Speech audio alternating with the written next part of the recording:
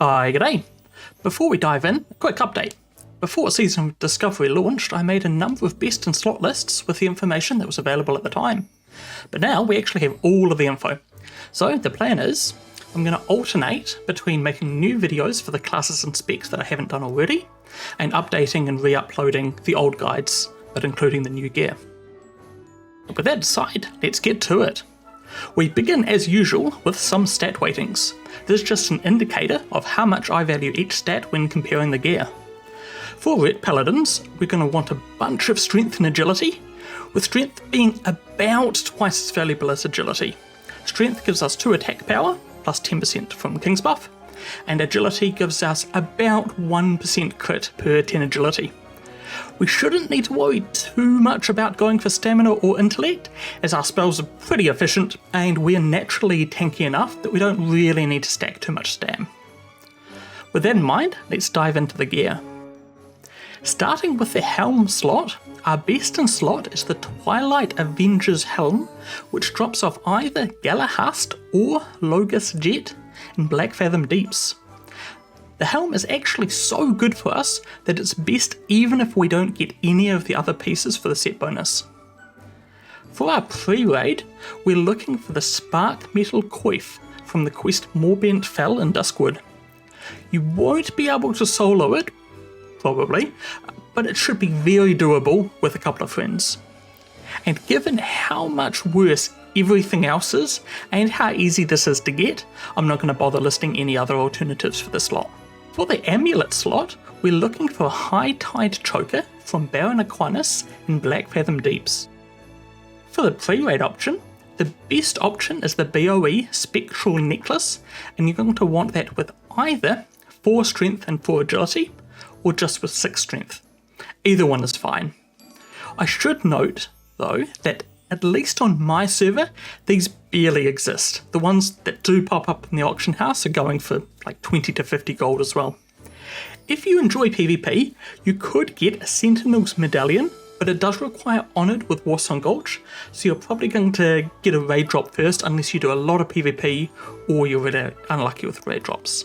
For the shoulder slot, since we like strength and agility so much, our best option is actually a BOE green with agility and strength on it. It is better than anything that comes out of Black Fathom Deeps. But if you can't find one of these, a very solid alternative is the Elite Shoulders, which can be purchased from vendors, so it's relatively easy to get. Moving on to the back slot, our best in slot is the Sergeant's Cloak from rank 3 in the Honour system. I managed to get this on the first Honour reset, which took 11,250 Honour, which for me was a little over 800 honourable kills, plus I got a bit of bonus Honour from Warsong Gulch. Most people will probably take at least a few weeks to get this, but is well and truly better than anything that comes out of BFD. For some alternatives, the next best is the Shimmering Thresher Cape from Gamur Ra in Black Fathom Deeps, or a BOE green is about as good, or the Cape of the Brotherhood from Van Cleef and the Dead Mines is a little bit worse again, but it's free. Now for the chest. The absolute best is the Shifting Silver Breastplate, which involves a bit of a run around including a Black Fathom Deeps run, and it's only available to blacksmiths. Only a little worse though is the Twilight Avenger's Chain, so if you're not a blacksmith, you don't need to feel too bad. This one will drop off either Logus Jet or Galahast in Black Fathom Deeps. And I should say though, in order for it to be good, you'll need at least one of the other pieces from the set. Without the set bonus, you're actually better off just wearing the pre-raid best in slot until you can make at least 2 set. And speaking of Pre-BiS, the best option outside of raids is the Shining Silver Breastplate, which is crafted by blacksmiths. If you're a brokey, you can nab a Mutant Scale Breastplate off Mutinous the Devourer in Wailing Caverns. There are also a couple of decent quest rewards. Wildwood Chain comes from the end of the long On Guard in Stone Talon quest chain that begins in Ashen Vale, and Bone Studded Leather comes from the Missing in Action quest in Red Ridge Mountains. For the wrist slot, we have another one where the best option doesn't come from BFD. Pugilist Braces is a trash drop from Razorfen Crawl, which is confirmed accessible at 25. It is pretty vicious to try and get though. I haven't seen one yet on my server on the auction house, but I'd assume that when it does come up, it's going to go for a few hundred gold at least. So when you've given up on that dream, you might consider a Jorgen Braces, which is a BOE world drop. So yeah, it's still going to be expensive, but you can probably make it happen. Or you could settle for a Bindings of Seracus from BFD, which isn't really that good for us, but it's alright. Or for some easy to acquire options, we can get a blacksmith to craft patterned bronze braces, or we can buy a wolf braces off vendors. Now, the exciting one next, the weapon. So, Deadly Strike of the Hydra. It's a low drop chance of the final boss of Black Fathom Deeps, and it is incredible. There is another good option in BFD until you get it, which is the Fathom Blade. This was actually pretty mediocre when we first saw it in the BlizzCon demo, but since they have now changed it to put the speed from 2.5 to 3.6, this actually puts it at the second best after the Epic.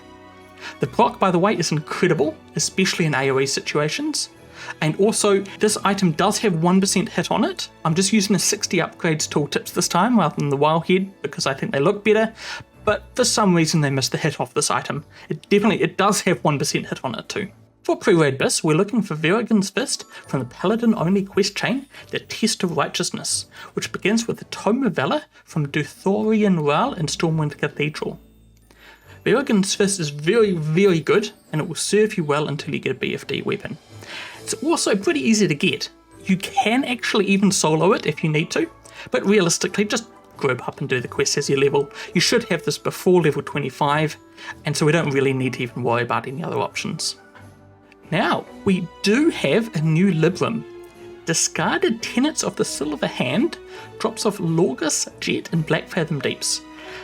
Although, it's only useful against undead, and none of the Black Fathom Deeps bosses are undead. Sag. Now for the gloves. Algae Gauntlets drop from Galahast and BFD, and they are our best in slot. Then, for our pre-raid best in slot, we're looking for a BOE green of the Tiger with 6 agility and 6 strength on it. It's a lot better than the other options, but it might be quite expensive.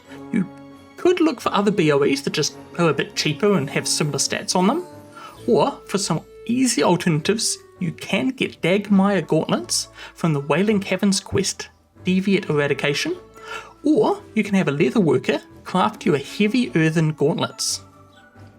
Moving on to the waist slot. Cobran's Grasp is better than anything BFD, and it drops from Lord Cobran and Wailing Caverns. This should be very easy to get, as you can at worst do 2-man Lord Cobran runs, and you might even be able to solo it. I'm going to list some easier to acquire alternatives, but realistically, you should just go straight for this. Those alternatives are Garneg's Warbelt, which drops off the rare Garneg Charskull and Wetlands, or you could get a Belt of the Stars from the quest Look to the Stars in Duskwood. For pants, I am very happy to report that Gnomrigan is not in the game, so we don't have to think about that stupid Trip Runner dungarees that I've been forced to put in all my previous guides. Our best in slot comes from Black Fathom Deeps, the Leggings of the Faithful, and it drops off Lady Severus. Until you get that, our pre-raid best in slot is very easy to get. The Trossus of Westfall come from the quest The Defias Brotherhood in Deadmines. You should do a Deadmines run while leveling anyway, and this will give you your BiS. Easy game, easy life. Then for boots, our BiS depends. If you have the Twilight Avengers Helm, then having that plus the Twilight Avengers boots is your best in slot. Or if you're using the Twilight Avengers chest because you're not blacksmith, or you just haven't got it yet, that'll also do for the set bonus. The Silverhand Sabatons are better if, and only if, you don't have any set bonus at all. Then, for pre-raid, the best is the BOE Green of the Tiger. It will probably be very expensive though, so consider not wasting your gold and going for an easy to acquire until you get a BFD drop. Speaking of easy to acquire, those options are Draftsman Boots from the Gorenzo Wrench Whistle quest in Stone Talon Mountains, or Silvered Bronze Boots, which is crafted by blacksmiths. For the rings, the absolute best is the Thunderbrow Ring, a BOE world drop. Expect this to be very expensive. Then, to go with it, you'll want a Silverlane's Family Seal, which drops from Baron Silverlane and Shadowfang Keep. There aren't really any easy alternatives, but there are alternatives. Some good options to look at are the Protector's Band from Warsong Gulch, you'll need Honoured Reputation for that, or Band of Deep Places, drops from Lady Severus and Black Fathom Deeps, or Seal of Rin comes from the Long Quest Chain, beginning with Van Cleef's Head from the Dead Mines. Finally, for trinkets, there's not much here. Avenger's Void Pearl comes from the perfect Black Fathom Pearl, which drops off the final boss of Black Fathom Deeps, and you can get a Rune of Duty from Friendly with the Warsong Gulch. But that's only barely better than not wearing anything at all.